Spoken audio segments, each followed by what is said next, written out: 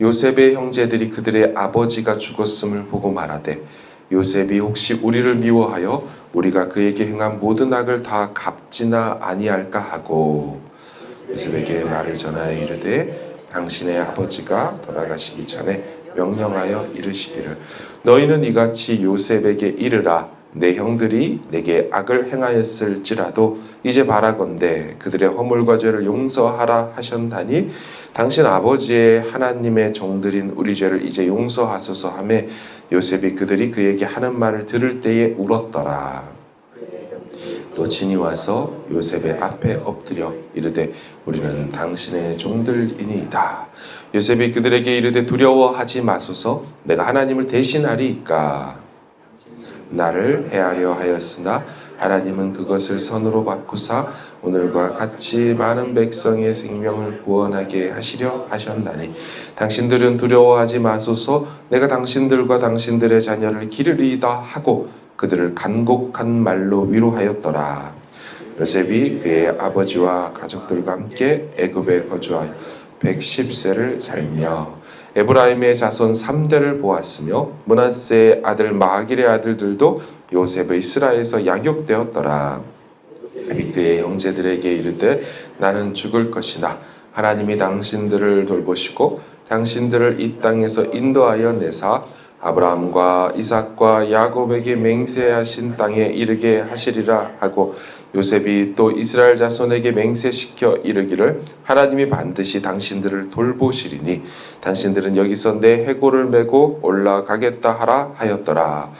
요셉이 110세의 죽음에 그들이 그의 몸에 향제로를 넣고 애굽에서 입관하였더라. 아멘. 드디어 12지파의 족장 야곱이 죽었습니다.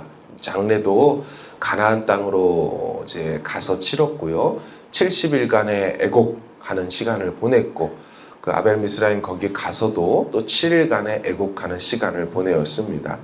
그런데 이 은혜로운 장례가 다 마치고 돌아온 후 이상한 감정 하나가 형님들에게 있음이 발견이 됩니다. 그 감정은 두려움이었습니다. 아버지가 돌아가셨으니 방패막이인 아버지가 떠나셨으니 이제 요셉이 본색을 드러내서 제대로 우리에게 복수하겠구나라는 이 두려운 마음이 찾아왔다는 것이죠. 15절부터 보십시오.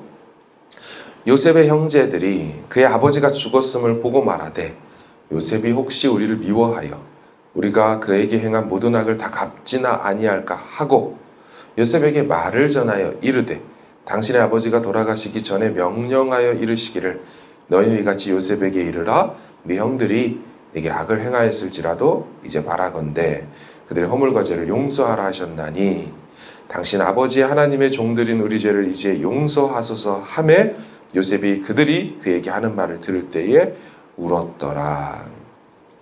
본문을 잘 보시면 형님들은 요셉에게 다가오지도 못하고 있습니다. 16절에 요셉에게 말을 전하여 이르되 가서 말할 수가 없었습니다. 두려워서.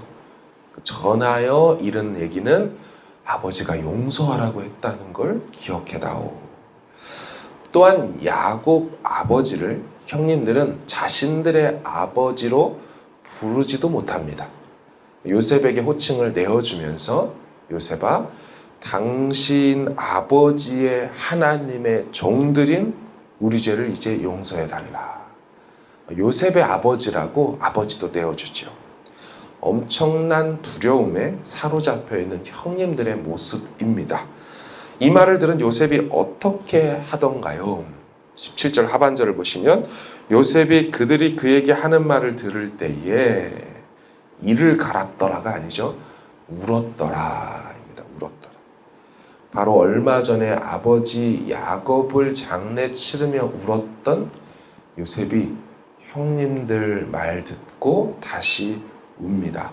왜 울었을까요? 여러 감정이 있었을 겁니다. 아버지가 그런 부탁을 하고 가셨다는 것에 마음이 동해서 울었을 수 있고요. 또 아버지가 말씀하실 때 잘 보면은 사실 창세기를 묵상하다 보면 과연 아버지는 다시 만난 다음에 그게 요셉이 그렇게 됐다는 사실을, 형님이 그렇게 했다는 사실을 알았을까 몰랐을까? 사실 어디에 나오지도 않거든요. 아버지가 사실은 이제 들어가지고 니들이 동생을 그렇게 했구나를 알았다는 얘기가 없어요. 말해주는 장면도 없어요. 그런데 오늘 말해 보면 아버지가 이렇게 남기고 가잖아요. 요셉에게 그런 짓을, 악을 행하였을지라도 요셉아 너가 용서해줘라. 이 말을 보면 어쩌면 형님들이 아버지에게 실토했을지도 모르겠습니다. 요셉은 어쩌면 끝까지 그것을 감춰줬을지도 모르고 형님들은 그것을 아버지에게 실토했을 수도 있고요. 어쨌든 여러 이유들 때문에 요셉이 울었을 수 있지만 가장 요셉에게 가슴 아팠던 것은 형님들이 아직도 용서받지 못했다는 사실 때문일 것입니다. 오늘 본문은 딱하게도 용서한 사람은 있는데 용서받은 사람이 없습니다. 사랑하는 여러분, 형님들과 요셉이 만나서 고센 땅에서 함께 살아온 시간이 17년이 지난 시점입니다. 17년 동안 요셉이 돌봐주고 보호해주고 형님들과 형님들의 가족들까지 책임져 오는 17년의 세월을 지났는데 이미 17년 전에 그날에 형님들을 안고 눈물을 흘리며 모든 것을 다 용서했는데 현실을 보아하니 형님들의 말을 들어보니 아직도 저들은 용서를 받지 못했습니다. 이 말을 듣고 요셉이 울었다는 보고를 이제 들어요. 이 말을 전하고 요셉이 울었다. 그 얘기를 듣고 이제 사람을 처음엔 보냈다면 이제는 직접 찾아갈 용기를 냅니다. 이때 찾아온 형님들의 태도는 어떠합니까? 18절을 보면 그의 형들이 또 친히 와서 이제 직접 왔죠. 요셉의 앞에 엎드려 이르되 우리는 당신들의 종들입니다. 당신의 종들입니다. 이 말 잘 보십시오. 17년 전 사건의 재현이죠. 당시에는 요셉인 줄도 모르고 이집트의 총리인 줄만 알고 그저 엎드려서 양식을 구하던 그 모습. 지금 형님들은 아직도 과거에 살고 있습니다. 다 용서했고 용서한 징표로 무려 17년간을 돌보았고 앞으로도 남은 세월 돌보려고 하는데 형님들만 스스로 다시 원점으로 돌아가 버립니다. 사랑하는 여러분, 이게 죄의 무서움입니다. 죄는 끊임없이 우리를 용서받기 전에 과거로 데려갑니다.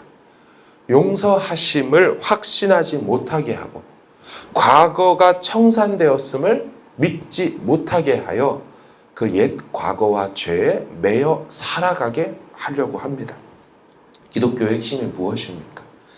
옛 죄, 옛 과거, 그리스도 안에 있으면 새로운 피조물 되고 정죄함은 없어지고 생명과 성령의 법이 주관하는 새 피조물의 삶을 살아가게 되는 것인 줄로 믿습니다.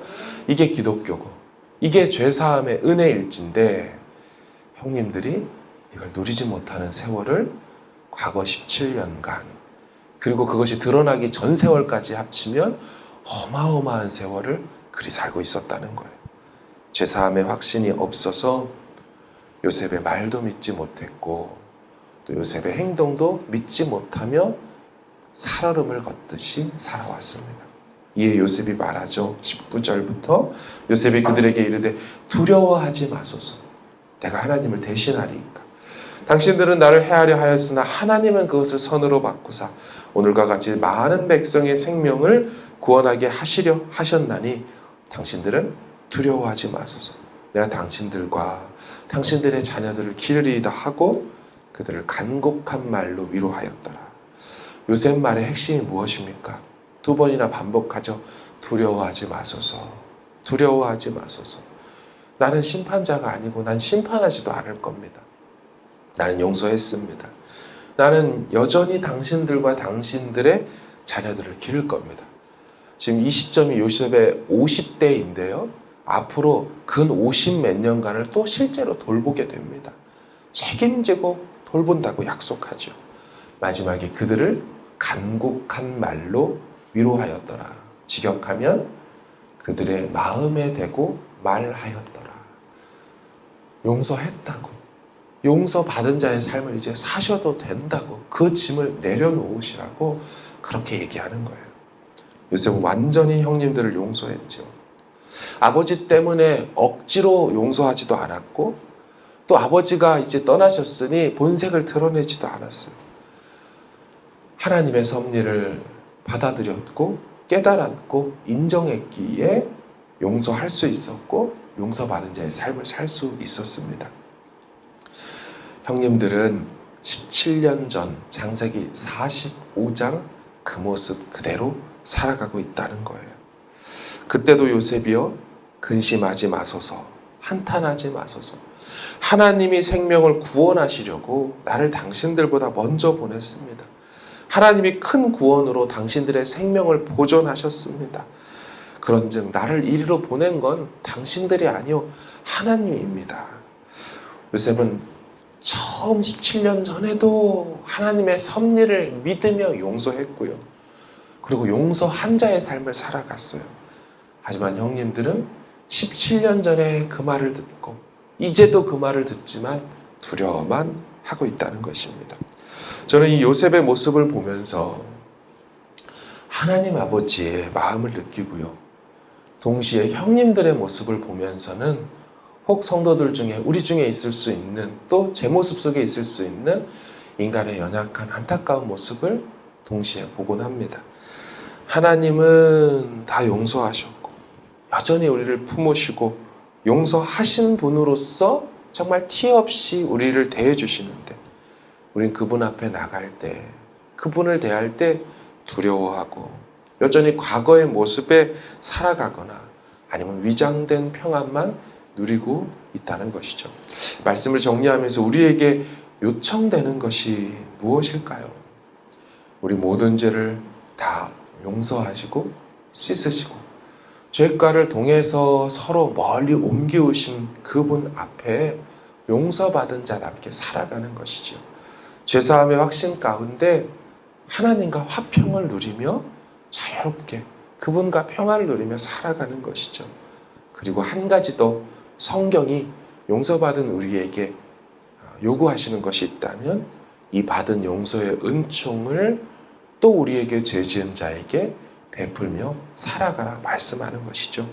혹 우리에게 누군가 죄를 지거나 상처를 준다고 하더라도 우리도 지금의 이 요셉처럼 당신들은 나를 해하려 하였으나 하나님은 그것을 선으로 바꾸셨고 또 바꾸실 것을 믿기에 이 하나님의 섭리, 이 하나님의 섭리적 목적을 신앙하면서 다시 한번 용서해 줄 수 있는 것이죠. 에베소서 4장 32절에 이런 말씀이 있어요. 서로 친절하게 하며 불쌍히 여기며 서로 용서하기를 하나님이 그리스도 안에서 너희를 용서하신 것 같이 하라. 하나님이 그리스도 안에서 너희를 용서하신 것 같이 서로 용서해주고 서로 친절히 여기며 그 용서의 은총을 흘려보내줘라. 말씀을 정리하며 먼저 우리를 용서하신 분 앞에 화평을 누리며 살아가는 모습, 그것은 그분을 아버지라 부르며 이렇게 나와 기도하고 하루를 내어 맡기는 자녀의 삶을 누리는 것인 줄로 믿습니다.